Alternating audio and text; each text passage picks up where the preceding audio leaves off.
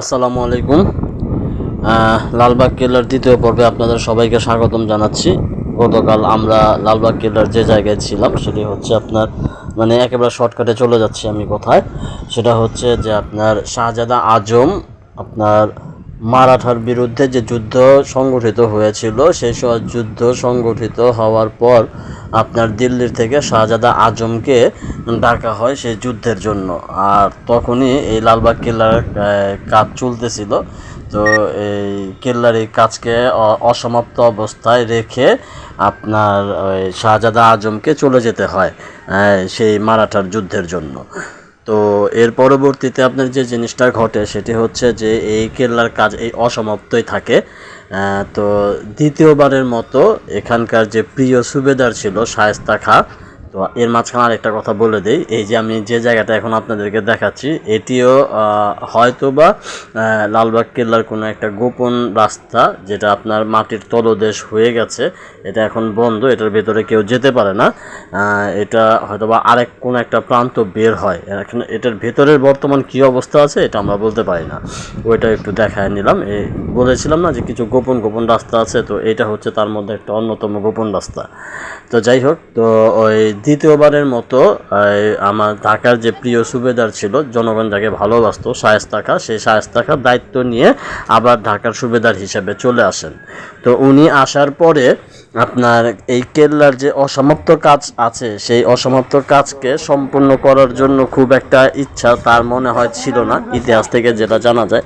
এর কারণ আছে দুইটা। এই দুইটা কারণের মধ্যে একটি কারণ হচ্ছে যে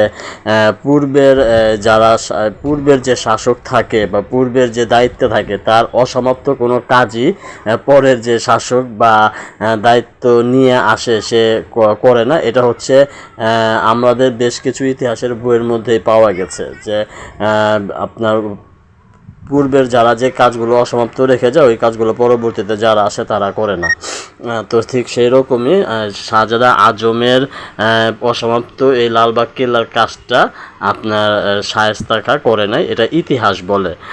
আরেকটা হিস্ট্রিও আছে এটার পেছনে, এটা হচ্ছে একটা যে তার কাজ সে করে নাই, কিন্তু এটার পেছনে একটা মূলত যে ইতিহাস আছে সেই ইতিহাসটা হচ্ছে এরকম যে আপনার ইতিহাস বলে আর কি যে অরঙ্গজেবের তৃতীয় পুত্র যে শাহজাদা আজম, এই শাহজাদা আজম নাকি আপনার শায়েস্তা খাঁর মেয়েকে আপনার বিয়ে করেছিল। সে শায়েস্তা খাঁর মেয়ের নাম ছিল ইরান দুখত ওরফে পরি বিবি। পরি বিবি নামটাই আমরা সুপরিচিত, ইরান দুখত নাম তো আমরা খুব একটা জানি না। তো এই পরি বিবি ছিল শায়েস্তা খাঁর মেয়ে, আর এই শায়েস্তা খাঁর মেয়েকে বিয়ে করেছিল শাহজাদা আজম। তো দুর্ভাগ্য বা যে কোনো একটা ঘটনার কারণে 1684-তে আপনার আকস্মিকভাবে পরিবিবি ইন্তেকাল করেন, পরিবিবি মারা যান। তো পরিবিবি মারা যাওয়ার কারণে শায়েস্তা খাঁ মনে করতেছিল যে এটা একটা অমঙ্গল, শাহজাদা আজমের সাথে বিয়ে হয়েছে, এই কারণে হয়তোবা পরিবিবি মারা গেছে। আমি এখন বর্তমানে যে জায়গাটা আপনাদেরকে দেখাচ্ছি এটা হচ্ছে পরি বিবির মাজার, যেটা লালবাগ কেল্লার ভিতরে একটা অন্যতম স্থান। এটার চারপাশ থেকেই দেখা যায়। তো আমি আস্তে আস্তে করে পরি বিবির মাজারের দিকে আপনাদেরকে নিয়ে আসছি, আমরা সামনের দিকে অগ্রসর হব। তো পরি বিবি 1684 সালে যখন মারা যান তখন আপনার শায়েস্তা খাঁ মনে করলো যে এটা একটা অমঙ্গলজনক ঘটনা ঘটেছে শাহজাদা আজমের সাথে বিবাহের কারণে। তো এই কারণবশত সে শাহজাদা আজমের প্রতি একটু ক্ষোভও ছিল, আর তাই সে এই লালবাগ কেল্লার কোনো কার্যক্রম আপনার সমাপ্ত করে নাই। তবে তার মেয়ের জন্য যে জিনিসটা সে করে গেছে সেটা হচ্ছে যে লালবাগ কেল্লা অন্য কোনো কাজ করুক আর না করুক, সে তার মেয়ের যে এখন যে জিনিসটা আমি আপনাদেরকে দেখাইতেছি পরি বিবির সমাধি, এই পরি বিবির সমাধিটা কিন্তু সে খুব চমৎকারভাবে তৈরি করেছে। তৎকালীন সময় ঢাকার মধ্যে এরকম একটা উঁচু আপনার সুন্দর ইমারত বা সমাধি ছিল না, সহজ কথা হচ্ছে ছিল না। কিন্তু সে তার মেয়ের ইতিহাসকে ধরে রাখার জন্য, হিস্ট্রিতে দেখানোর জন্য, এটা হচ্ছে পরি বিবির মাজার।